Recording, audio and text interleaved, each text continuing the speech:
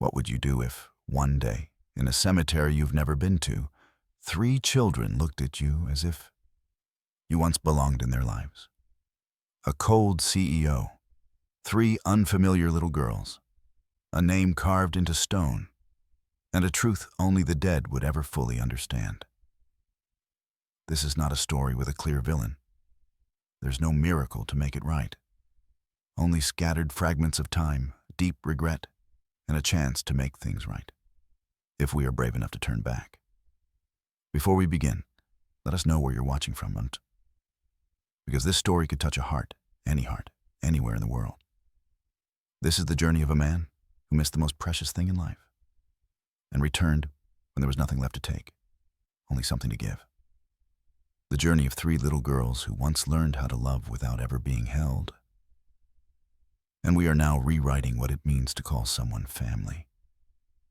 Because not everyone who gives you life is family. And not everyone who arrives late is too late to matter. Sometimes it only takes one person, willing to knock on the door of a child's heart, not with promises, but with presence. And if you've ever wondered, is it ever too late to begin again? Then listen closely, because this is the story of a hallway light turned on every night, just to whisper, "Daddy's waiting. Come home when you're ready." And this is where the story truly begins.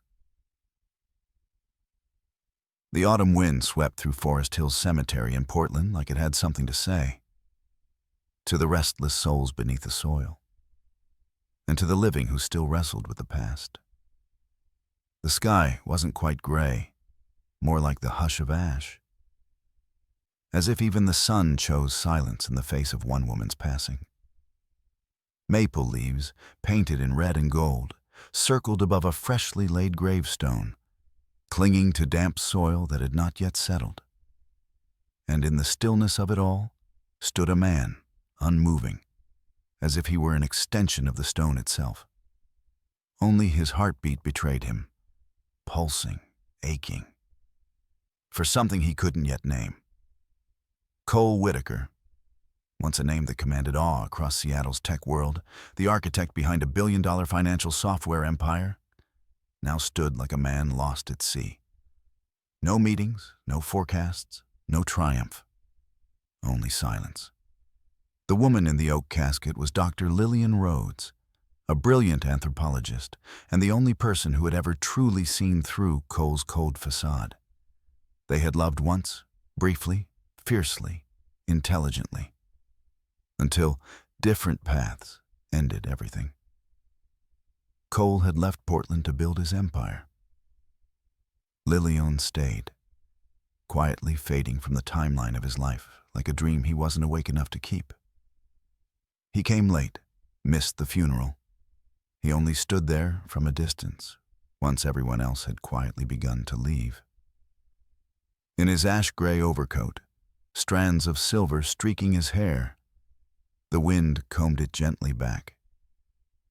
His eyes locked on the gravestone bearing the name of the woman he once loved, unaware that 3 other pairs of eyes were watching him just behind the gnarled trunk of an old yew tree only a few steps away. 3 little girls stood still, motionless, like shadows growing from the bark. Their eyes, eerily identical, light brown, bright yet deep, stirred something in Cole's subconscious he couldn't grasp. They weren't dressed like children brought to a funeral. Their coats weren't branded. One girl's shoes were old, muddy. Their auburn hair was tied back, and their hands clasped tightly together. 3 tiny beings, seemingly held by an invisible bond. Cole couldn't look away. There was something in their gaze that tightened his chest. Not curiosity, fear. A quiet fear that something was about to collapse. A truth not loud, but devastating. The one in the middle took a small step forward. Cole wasn't sure if he imagined it, but his heartbeat stalled. Was she going to say something? Or just trying to see him more clearly? But then, as if moved by some silent signal, all 3 turned at once and vanished behind the tree as swiftly as they had appeared, leaving him with shallow breath and a hollow space opening inside his chest. "Sir." Raphael's voice came gently from behind, a reminder that reality had not stopped. "The car is waiting." Cole nodded, but his eyes stayed fixed on the place where the girls had disappeared. A stronger gust of wind swept across the cemetery, and for one fleeting moment, he could almost hear Lillian's whisper, "We're not done yet, Cole." The penthouse in downtown Seattle was always quiet at night, but never had it felt so disturbingly silent. The light in his study still burned, though it was nearing 2 in the morning. His second glass of bourbon sat barely touched, not because he wanted to savor the sting, but because his mind was over 200 miles away, in a leaf-covered graveyard, where 3 pairs of eyes had sliced through the years he had tried to forget. Cole Whittaker was not a man easily shaken. He had made decisions that shook entire departments, dismissed hundreds with a single keystroke. He had stood before investment boards worth millions, never blinking. But tonight, 3 children's eyes had torn down every fortress he had built, silent and precise, like a cut made by the hand of the one person who had once truly known his heart. On his desk, among blueprints and shareholder reports, sat an old photograph. It had waited for him, it seemed, a long time. Taken on the campus of Reed College, where he and Lillian first met. She was laughing, her arm resting gently on his shoulder. Behind them, a large maple tree, its golden leaves touching the ground like they did now.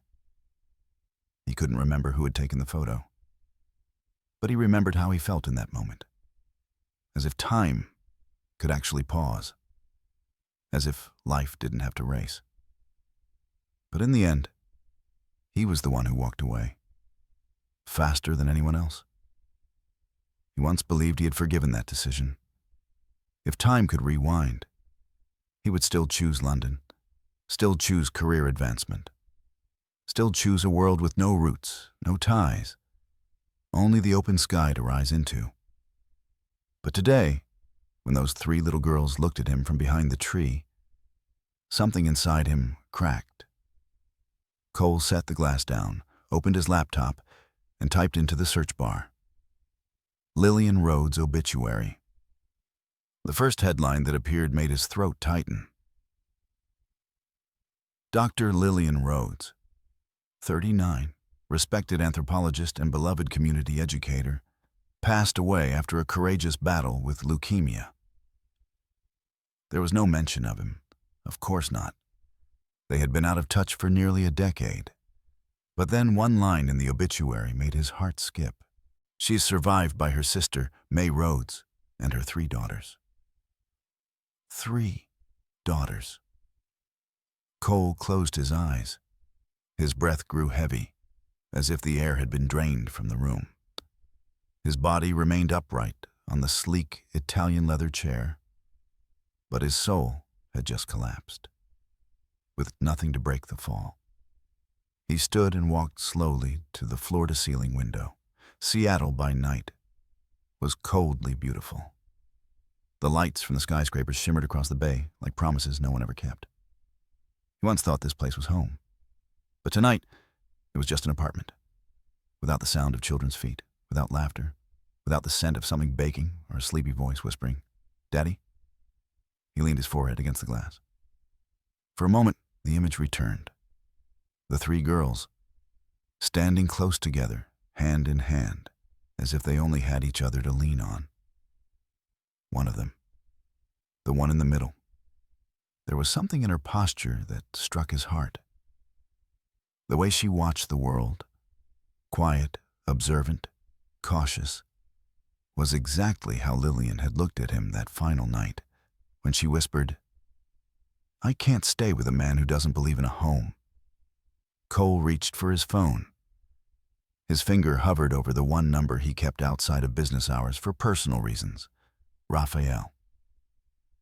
The assistant's voice came through after 2 rings, alert as always. "Yes, sir. I need you to go to Portland tomorrow. There's something I need verified."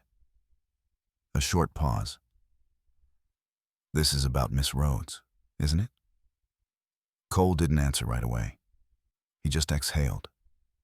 Deep, slow, as if admitting it for the first time. "There were 3 children at the cemetery today, Rafa. 3 little girls who looked just like each other. No one with them. You think?" "I don't know," Cole interrupted, his voice low, almost broken.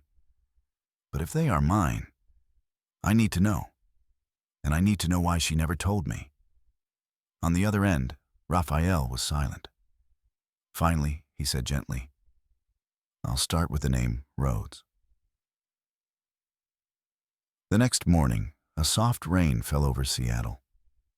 Not heavy, more like a mist that blurred the dust on the windows and made everything outside seem quieter, grayer. Inside the vast apartment, Cole had been awake for hours, but he hadn't moved from the chair by the window. His face tilted slightly, as if listening to something in the distance. But there was nothing, only the sound of rain tapping gently against the glass. On the walnut table before him was a new photograph. Not the one of him and Lillian from their college days, but a recent, grainy shot taken from afar. Still, it was clear enough. 3 little girls, triplets, walking out of an elementary school in Portland. Raphael had returned earlier than expected, and with him came a thin but heavy folder. The eldest is Sage, the one on the left is Ivy, and the one who smiles the most, that's Luna. Raphael recounted the brief conversation he'd had with the local school administrator.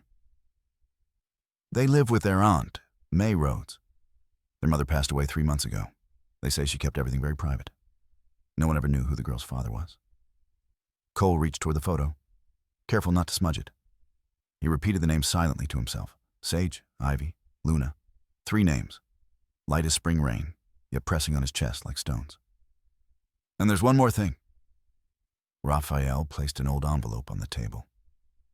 Its edges were yellowing with time, but the handwriting was unmistakable. Soft, feminine, achingly familiar. To Cole Whitaker, never sent. "I found this thanks to a friend at the hospital where Miss Rhodes received her final treatments," Raphael said slowly, his voice careful, as if afraid to touch something too personal. It was among the last of her personal belongings. No one knows why it was never mailed. Cole took the envelope with both hands, his fingers trembling slightly. Lillian had written to him, perhaps a long time ago, and then kept it hidden in some corner, not meant for someone who was leaving, but for someone who would stay behind, to live with the question, what if? He took a deep breath and opened the envelope.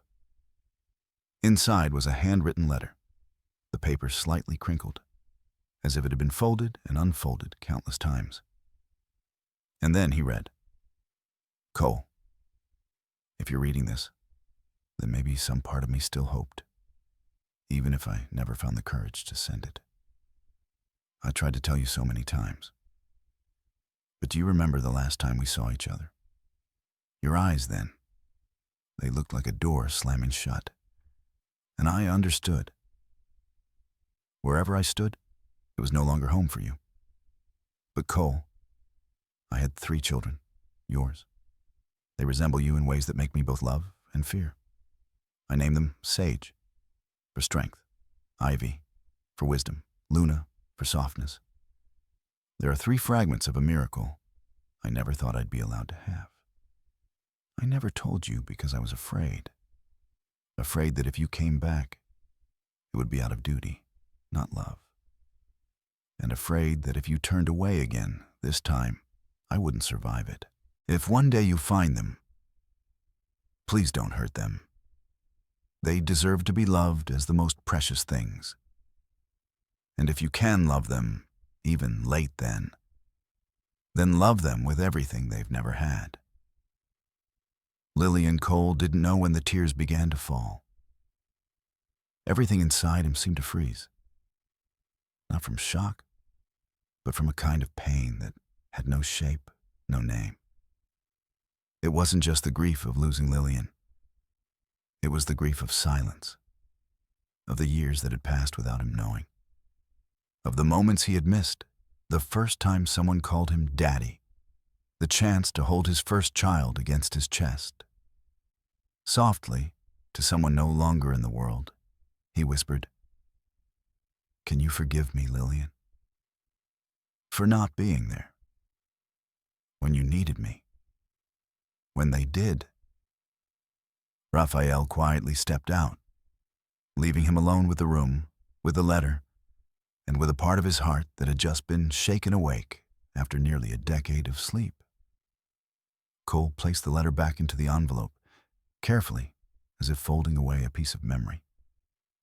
Then he stood and turned to the window, where the rain still fell over Seattle, and the sky remained heavy with gray. But somewhere beyond those thick clouds, a sliver of light had broken through. Not all doors open with a key. Some only crack open when we know how to step back, stay still, and wait to be invited in. That afternoon, Cole went to Alberta Park, nestled in an old neighborhood on the outskirts of Portland, where red maples shed their leaves into thick blankets across the cobblestone paths. He brought no flowers, no gifts, only a carefully wrapped old book, The Secret Garden, the one Lillian once said she hoped to read to her child someday. If I'm ever lucky enough to become a mother. He didn't come alone. Raphael had already reached out to May Rhodes, Lillian's younger sister, and arranged the meeting.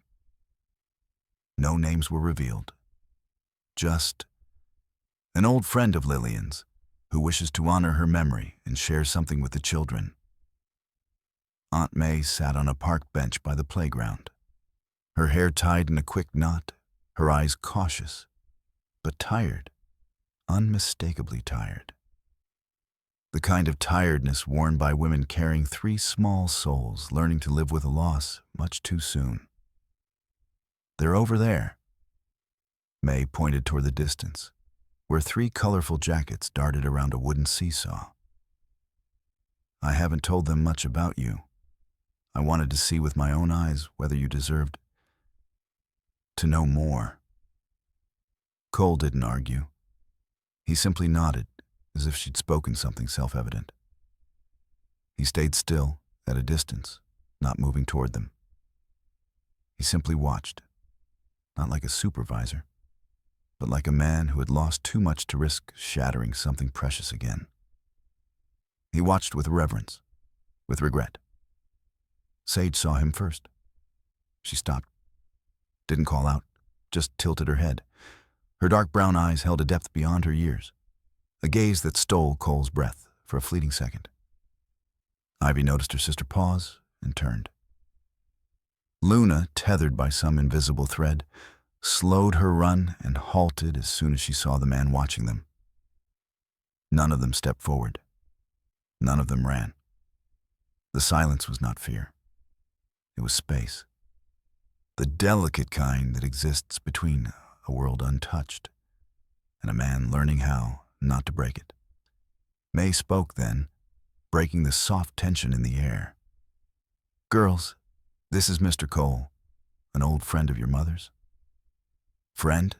Ivy asked, her voice even, but already measuring him. "Yes," May replied.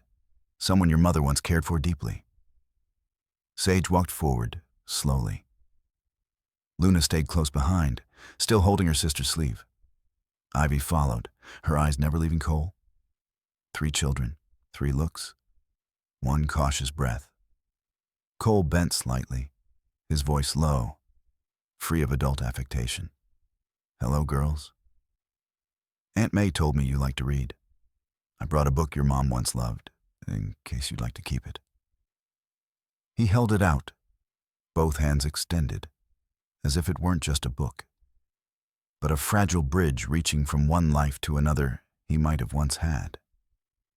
Sage accepted it. She said nothing, but she touched the cover with both hands, as if to test whether this really was something her mother had once loved. Then she gave a small nod, not to thank him, but perhaps a quiet beginning of acceptance. Luna spoke first, her voice as soft as a falling leaf. Mom used to talk about that garden. She said it was a place where people healed without needing medicine. Cole gave a faint smile, his throat tightening. She was right. Your mom understood things the rest of us are still trying to learn. Ivy looked up at him, eyes full of quiet intelligence. Did you know our mom for a long time? He paused, then nodded. Since she was in college, a long time ago. Did you make her sad? Sage asked suddenly, without hesitation. The question wasn't accusatory, just honest. But it froze time for a moment. May instinctively moved to interrupt, but Cole gently lifted a hand, signaling her to let him answer. Yes, he said softly. I made your mom sad, and I'm still learning how not to do that to anyone else. Luna took a half step forward, barely a whisper. Mom kept your picture, in her box. Cole swallowed hard, unsure if he should feel relieved or completely shattered. So, who are you? Ivy asked. There was no challenge in her voice, just truth-seeking. May stepped in just in time, resting her hand gently on the girl's shoulders. Mr. Cole is someone trying to understand what he once missed. Your mother wanted him to meet you three, at least once. The three girls exchanged glances, a silent conversation only triplets could have, where eyes and breath were a language all their own. At last, Sage gave the verdict for them all. All right then, but no raisin cookies. We don't like raisins. For the first time that day, Cole smiled. Not quite happiness, but the beginning of something good. Some contracts require no signatures. Only the quiet nod of three children trying to protect what's left of a world that had already fallen apart. Cole returned a second time on a drizzly afternoon. This time, no books, no introductions from May. Only 3 pairs of eyes were waiting for him inside a small kitchen, where the scent of cinnamon and orange peel hung in the air like a strange mix of warmth and quiet judgment. They sat at the table, each with a cup of hot cocoa and a folded piece of paper laid in front of them. Candlelight threw their shadows on the wall like characters from a fairy tale, solemn and far too delicate. May stood at the counter, saying nothing. Cole entered, removed his coat, and just as he was about to sit, Sage, the eldest spoke with a voice that was clear but not cold. Before you can be our friend, there are a few things you need to know. Cole paused, then nodded, not as a businessman making a deal, but as a man standing before a council that would judge him not on skill, but sincerity. Sage unfolded her paper, slowly, like revealing a miniature constitution. Rule number 1, she read, eyes never leaving the page. You're not allowed to replace our mom, ever. Cole nodded. Your mom is someone who can never be replaced. Sage curled one finger inward. Good. Ivy, she called. Ivy adjusted her glasses, touched her cocoa, and fixed her gaze on him. Rule number 2. If you say you'll do something, you have to do it. No breaking promises, even little ones. Cole didn't smile. I understand. Trust doesn't come around twice. Ivy blinked, slightly surprised, perhaps, that he answered so precisely. Luna, Sage said. Luna, usually the one who smiled most, wasn't smiling now. Her voice was light as a breath. Don't try to buy us with gifts. We don't need more teddy bears or Legos. We need someone who listens. Cole felt his chest tighten. Sometimes the best gift is someone who sits beside you, even when you don't want to talk. Luna tilted her head and then turned toward Ivy, silently checking if the answer was acceptable. Ivy gave a small nod. Cole was beginning to understand that these three weren't just sisters. They were a private dialogue, a system of keys where each held part of the door. Rule number 4, Sage said, and this time her eyes locked directly into Cole's. Always tell the truth, even if what you say might make us sad. Cole was silent. For a long moment, that rule weighed more than the others, because he was holding the truth. He knew he wasn't ready to say, "I'm your father." But he also knew, if this was going to be more than a visit, the truth would have to come. "I won't lie," he said, voice low but clear. "And if there's something hard to say, I'll find a way to say it so you understand, without being hurt." This time, all three girls looked at one another. No words, no nods, just a brief, shared silence. And then Luna took a quiet breath and read the final rule. Rule number 5. If one day we don't want to see you anymore, you have to respect that. No pressure, no getting mad. The words landed like a dull blade, pressing slowly into Cole's chest. But he nodded, because he understood. His presence right now was a privilege, not a given. "I promise," he said. "I won't stay, unless I'm invited." There was a pause. Then Sage folded the paper and placed it neatly on the table, as if the agreement had been signed.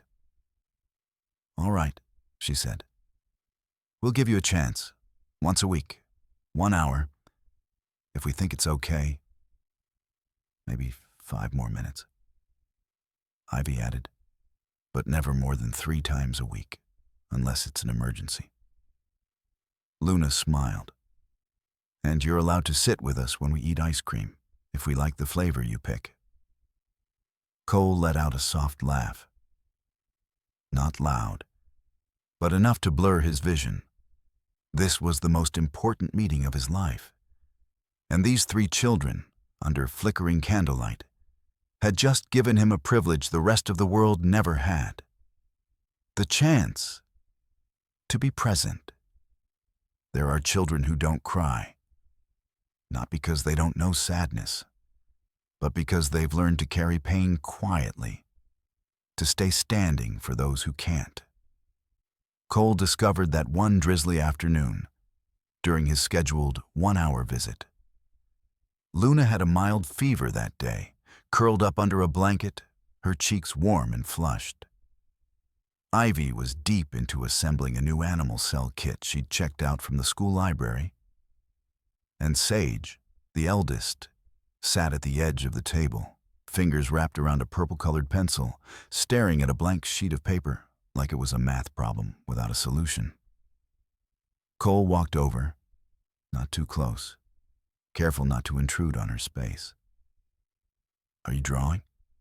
he asked gently. Sage didn't look up. "Not really," she replied. Her voice wasn't cold, but it wasn't open either. "I'm trying to remember." "Remember what?" This time she stopped moving her hand, though she still didn't turn to him. Mom's face, when she smiled. Not near the end, when she was sick. Before that. When she was really her. Cole swallowed hard. He hadn't expected the answer to cut so deep. That sentence, from a 9-year-old, carried layers of memory no child should ever have to bear alone. "Can you draw her?" he asked, voice barely above a whisper. Sage shook her head slightly. "I don't remember the exact color of her eyes. It keeps changing. Sometimes they were amber. Other times, gray like rain. And I don't want to get it wrong. Mom didn't like being misunderstood." That last line sounded like a proud defense of someone who could no longer speak. Cole felt his heart contract. He stepped back half a pace and moved to the small bookshelf by the window. He remembered Lillian once saying how much she hated being misquoted in interviews.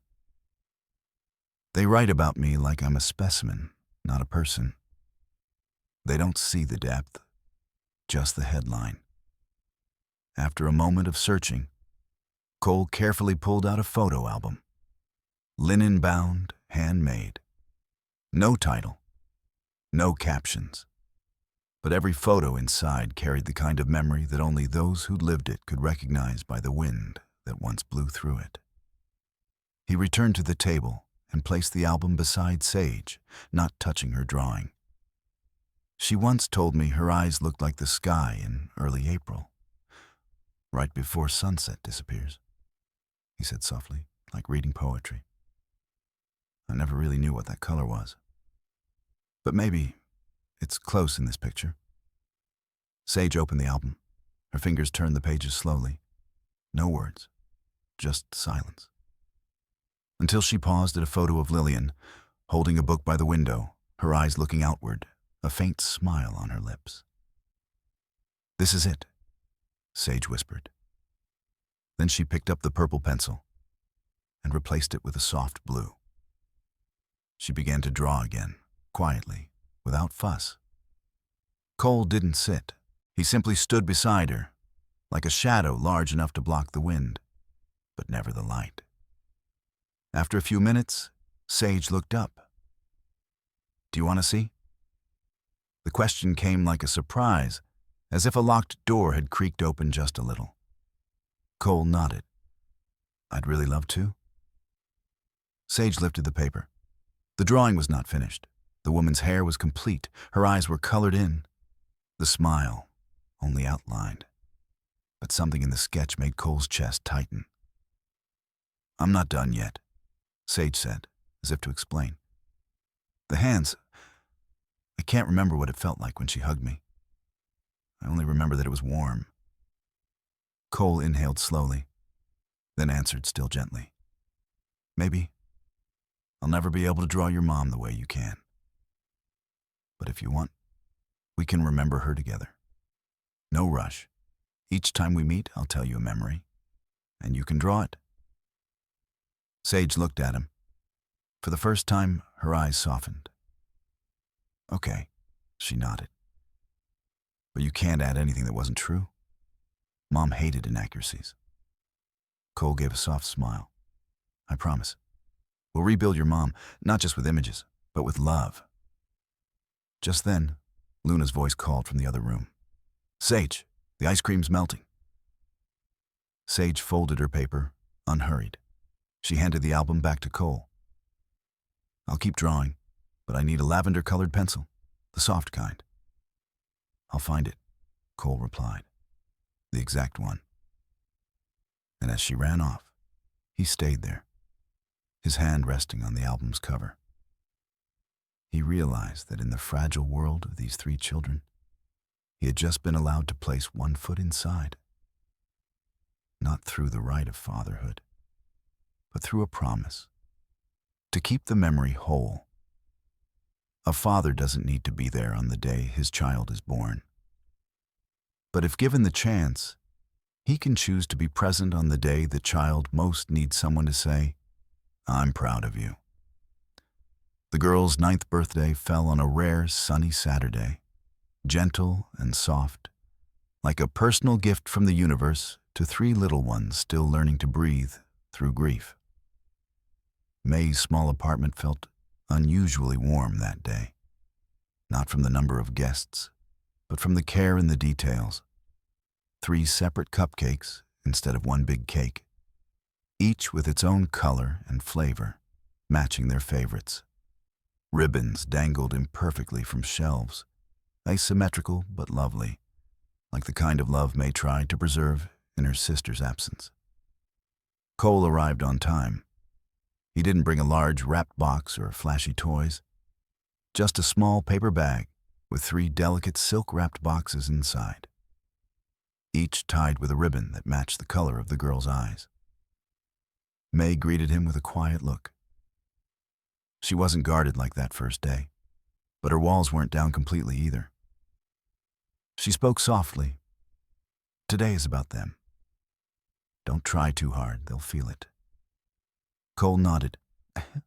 I only brought what I hope is right. After the cupcakes, after the games, after the laughter and crumbs dusting their shirts, the three girls sat together on the old armchair where their mom once read to them every birthday night. No one said it aloud, but all their eyes kept glancing at the empty space beside the chair, where this year, Lillian's voice no longer filled the room with stories about their birth and the miracles of her first days as a mother. Cole walked over, slowly, 3 small boxes in hand. I know this birthday isn't like the others, and I know I can't fill what's been lost, he said, pausing, but I brought something small for each of you. Not to replace your mom, but to keep a part of her close. Sage reached first, as always, with care and calm. Ivy took hers next, eyes scanning the wrapping like she was solving a formula. Luna received hers last, eyes shining, but hands patient. When all 3 opened their boxes at the same time, the light in the room seemed to quiet. Inside each was a silver necklace, nearly matching in design, yet distinct. Sage's had a teardrop pendant, etched with soft wood-grain lines, a symbol of strength and stillness. Ivy's pendant was a hexagon, centered with a small sapphire, for wisdom, for seeing what others miss. Luna's was round and wavy-edged, engraved with lavender blossoms, like a gentle whisper in the wind. Inside each pendant was a different inscription. Sage, your mother's strength lives in you. Ivy, your mother's wisdom lives in you. Luna, your mother's heart lives in you. No one spoke for a few seconds. Only the rustle of silk paper like wind slipping through an open hand. Luna was the first to whisper, "How did you know those words?" Cole looked at their small faces, eyes lifted, innocent and searching, deeper than any question ever asked in a boardroom. He inhaled, then spoke softly. Your mom used to say those things about you. Not out loud, but in how she wrote, how she looked at each of you, and how she lived. Sage touched her pendant, then looked at Cole. Not with suspicion, not with emotion, but with the gaze of a child starting to believe that this man hadn't come to take something, but to hold on to what had almost been lost. Mom used to say I was the only one who could get Luna to stop crying, Sage murmured. Maybe that's what she meant by strength? Ivy nodded. She once said I'd told her exactly where the moon was in the sky when I was 3. She laughed the whole night. And she used to sing lullabies when it rained. Luna added, her eyes glistening. Because I told her the rain sounded like a heartbeat. Cole's throat tightened. He didn't need to say anything else. In that moment, the girls themselves confirmed that the gift was right. No test, no doubt. 3 necklaces, 3 messages, 3 fragments of Lillian. Now bound together, not by metal, but by the tenderness of a man learning to love without breaking what's already fragile. From the doorway, May dabbed her eyes. She didn't step in, didn't interrupt, but in her gaze, for the first time, there was something that resembled trust. Sage slipped on her necklace, then helped Luna fasten hers.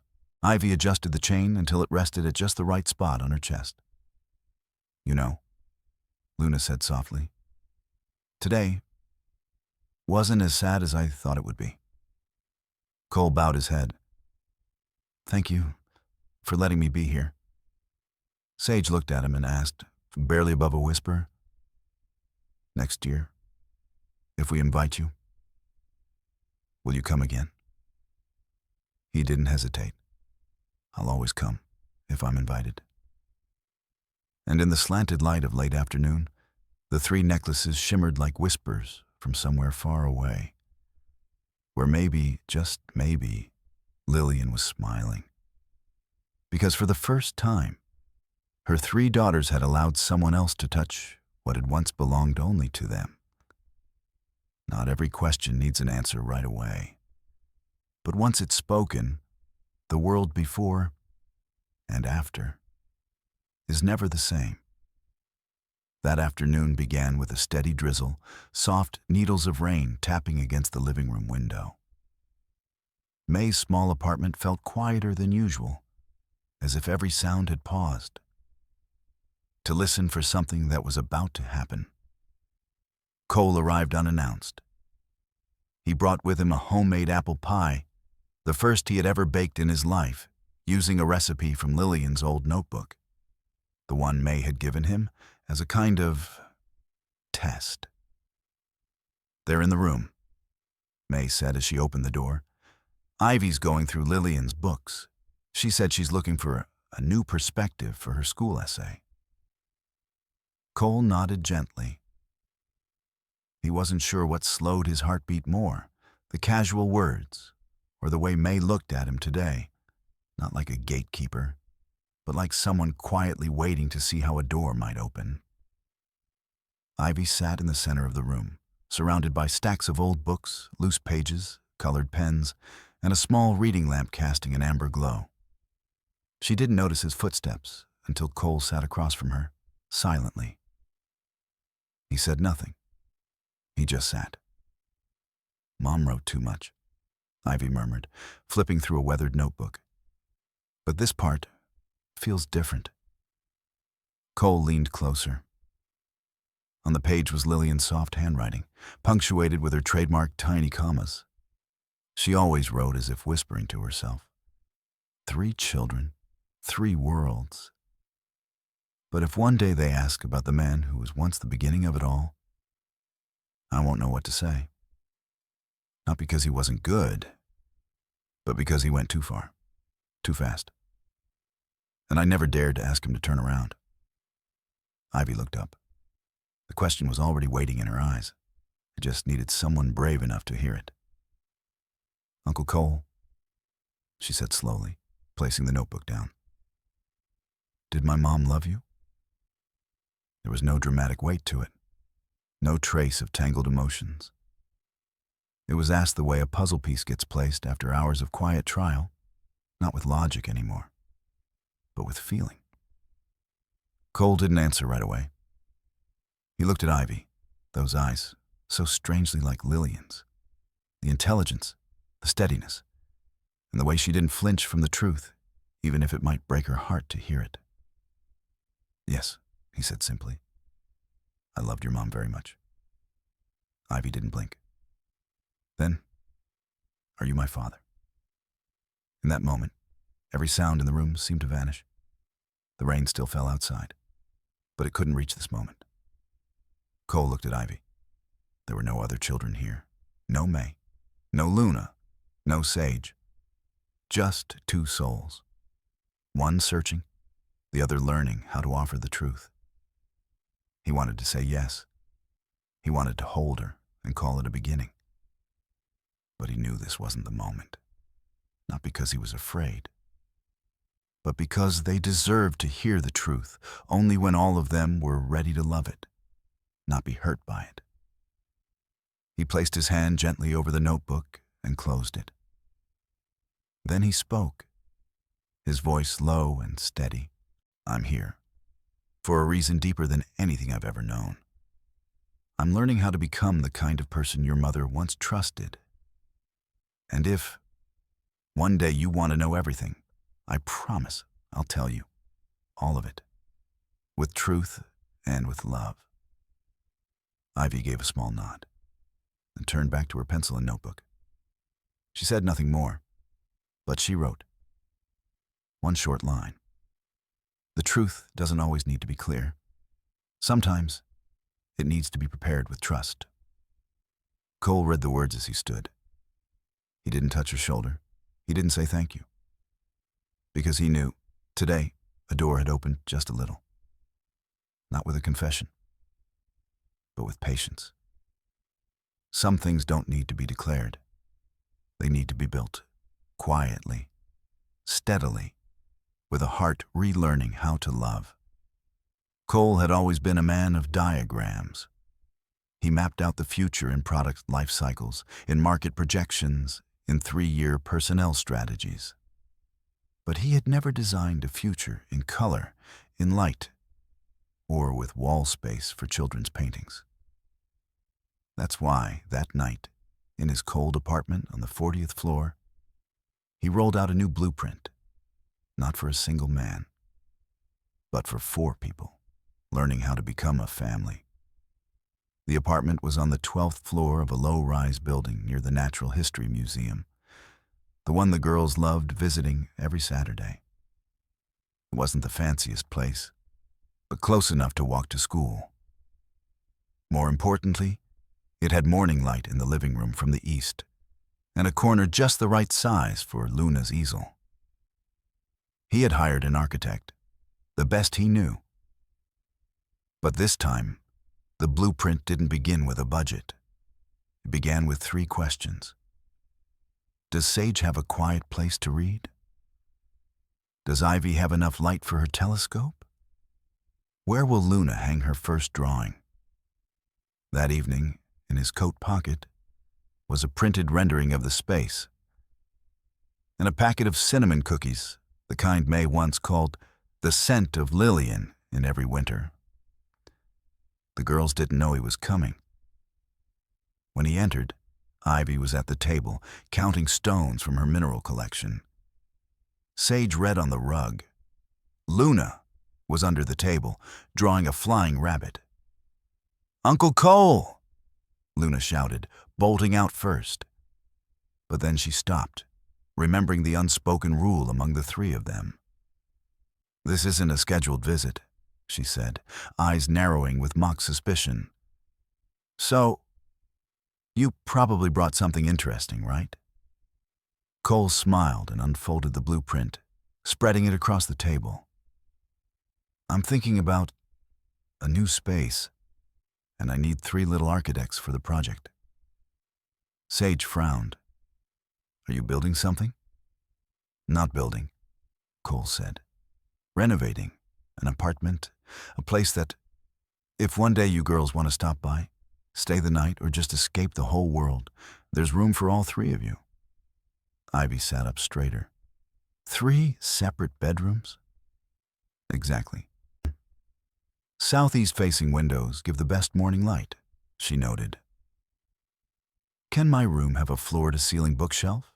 Sage asked. And for the first time, her eyes flickered with real interest. "I want a purple wall," Luna jumped in. "For my drawings, and for Mom's, if you still have any." Cole nodded. "Purple wall, bookshelf, telescope, and cinnamon cookies every Saturday." May stood in the kitchen doorway, arms crossed. She said nothing. But in her eyes was something hard to name. Caution, tinged with hope. "You're not planning to live somewhere else?" Sage asked quietly. The question wasn't about geography. It was about trust. Cole sat down, lowering himself to their eye level. "I plan to live somewhere where, if 3 little girls knock, the door will always open." The room stilled. Ivy looked at the blueprint. "What if I want stars painted on the ceiling, like a galaxy? I'll hire someone to paint it. Or if you'd rather, I'll learn to paint it myself." "What if we don't want to sleep over?" Luna asked, her voice soft. "Then the lights will still be on," Cole said. "So if one day you change your mind, you'll have somewhere to come back to." Sage looked at him for a long time. Then, in a flat tone that carried more weight than emotion, she said, "Okay. If you need design feedback, I'll help." Cole nodded, like he'd just signed the most important contract of his life. That night, he left just as the drizzle began to fall. Light from the apartment spilled onto the pavement, stretching into small puddles. There was no music in his heart, no grand crescendo, just a quiet truth. He was building a home, one brick, one step, one unspoken promise at a time. Not every fall hurts, but some you remember forever. Not for the bruise, but for the first time someone reached out and waited for you to stand. Winter in Seattle wrapped the park in a soft silver fog, quiet as breath. Beneath rows of trees stripped bare, the open-air ice rink stretched out like a frozen mirror, reflecting a pale pearl sky. The crisp air carried the scent of hot cocoa and laughter echoing from nearby families. The three girls stood at the edge of the rink, hand in hand, skates tightly laced. Their eyes scanned the ice like it wasn't just a rink, but a question they hadn't yet found the answer to. "You sure we can do this?" Ivy asked, adjusting her glasses with the seriousness of someone calculating the probability of a concussion. "Sage doesn't like losing control," Luna whispered, as if it were a state secret. Sage shot her a look. "I don't hate it. I just don't like falling in front of people." Cole chuckled softly. "Everyone starts by falling. But I promise, no one stands up alone." He guided them out onto the rink, which he had quietly reserved for an hour. Not to impress, but because he knew hearts that are learning to trust need room to breathe. At first, they clung to the edge, inch by inch. Ivy tried to apply the law of frictional glide, but quickly discovered physics didn't always stabilize the wobble in your knees. Sage moved in tiny steps, shoulders locked, and Luna, brightest eyes, softest heart, was the first to let go of Cole's hand. She glided a short distance, and then, as expected, fell. The impact wasn't hard, but the sound was sharp, clean, like the slicing echo of a fear awakened. Cole rushed over, dropping to his knees beside her. Luna didn't cry, but her lower lip trembled. Her eyes were wide, filled with a feeling adults too often forget. That moment you realize you're completely alone in a world moving too fast to catch. "Does it hurt?" Cole asked, not reaching out too quickly. Luna shook her head. Then, after a pause, she whispered, so softly only he could hear, "Am I weak if I don't want to get up right away?" Cole didn't answer immediately.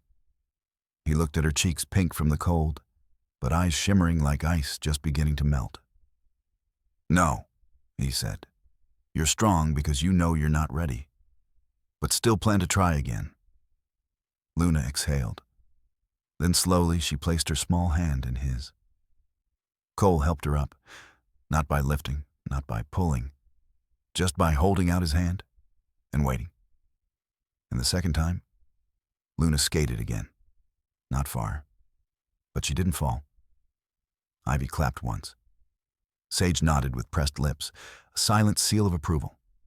Cole skated beside the three girls for the rest of the hour. They stumbled, they glided, they laughed when Luna accidentally spun and bumped into a sign that read, "Slow down."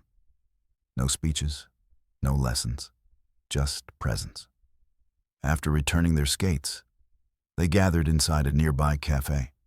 Cold hands, flushed cheeks, fingers wrapped around warm cocoa mugs. Luna whispered, "I think maybe it wasn't only Mom who knew how to help me stand back up." Cole looked at her, and in her eyes he saw Lillian. Not her face, but the way she had always illuminated others, even after she was gone. Sage spoke, sudden as always. "Next time, I want to try the bigger rink." Ivy nodded. "As long as I get to calculate the optimal angles first." Luna grinned. "And as long as someone's hand is there if I fall." Cole looked at the three of them, three small worlds glowing like untouched snowflakes. and knew that today they hadn't just learned to skate. They had learned how to fall, and how to believe that someone would wait when they didn't stand up right away. Some decisions seem small, yet they open doors to something larger than words, especially for three girls who had learned to cling to each other like a fortress. After losing the one person who knew each of their hearts in full. That night's dinner was simple. May's lasagna, made from Lillian's recipe, crisp at the edges, with a golden cheese top as soft as afternoon light. The little kitchen warmed with the scent of oregano, the clinking of forks and bits of conversation that had no beginning or end. Cole sat at the edge of the table, like a familiar guest who still kept a respectful distance. He didn't insert himself into the girls' stories, only laughed softly or nodded when Luna described Ivy's earlier fall as a slightly confused asteroid leaving orbit. After the meal, it was Sage, ever the one to set the tempo, who spoke. "Aunt May, we need to have a meeting." May looked surprised, but didn't ask. She simply nodded, washed her hands, and quietly left the room like someone who'd seen councils more sacred than any parliament. Cole began to rise, but Ivy raised her hand. "You can stay, but you can't talk. No suggestions, no objections." Luna added, "This is internal." Cole smiled, sat back down, hands folded, nodding like a man awaiting a vote of confidence. The three girls sat in a circle on the floor, each holding a small cushion, as if casting votes by color. Sage began. "Agenda. Should Uncle Cole be allowed to take a step forward?" Ivy asked, "What does step forward mean?" Luna explained, "It means someone we can trust, not just a friend, not just someone we know, someone who would be trusted if one of us ever got in trouble." Ivy nodded. "Then we need criteria." Sage said, "First, does he keep his word?" "Yes," Ivy replied. "No missed visits, no silly promises." "Second," Sage continued, "has he ever hurt us?" Luna shook her head. "Number, even when I spilled chocolate on his shirt." "Third," Ivy added, "does he understand that we're different?" All three nodded. Sage said, "He never calls us the Triplets. He says our names. Separately." Luna whispered, "And he knows I miss Mom the most, so he always leaves the seat next to me empty." Cole stayed still. He didn't dare breathe too hard, because each word, clumsy, short, unpolished, landed in the place where real love tends to live. Not in the chest, but in how we're remembered when we're not in the room. Sage looked at her sisters. "Shall we vote?" Ivy gave a thumbs up. Luna raised both hands, then hugged her pillow close. Sage turned to Cole, no longer a gatekeeper, but now a door opener. "Unanimous," she said. "Uncle Cole, you're promoted, but you're not family yet. Not Dad." She paused. "But you are someone we trust." Cole swallowed hard, then stood slowly, as if afraid to disturb something sacred. He stepped forward and sat down on the floor with the girls. "I don't need anything more than that trust." Ivy grinned. "A little extra lasagna wouldn't hurt." Luna added, "Or apple pie, just not too much cinnamon." Sage tilted her head. "And if one day you want to say something important, like who you really are, then say it to all three of us. At the same time, no one gets told first." Cole looked at the three small faces, three different currents from the same source, and nodded, slow and certain. "I promise." And in that moment, a family meeting with no minutes, no ceremony, and no invitation officially laid the foundation for something no one had thought possible for 9 long years. Not a replacement family, a continuation. 1 year after Lillian left this world, Cole returned to Greenwood Cemetery with the 3 girls, the place where unfamiliar eyes had first met across the autumn wind, unaware something sacred was beginning to form. The following spring, Portland was no longer gray. Lilacs bloomed in waves at the entrance to the cemetery, and soft breezes carried their scent along every step of the path. The girls wore pastel wool coats, each color reflecting a piece of themselves their mother had cherished most: sage in quiet gray, ivy in forest green, Luna always loyal to lavender.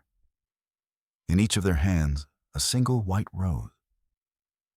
Not the kind brought in tears, but the kind carried in memory. Cole stood a few steps behind.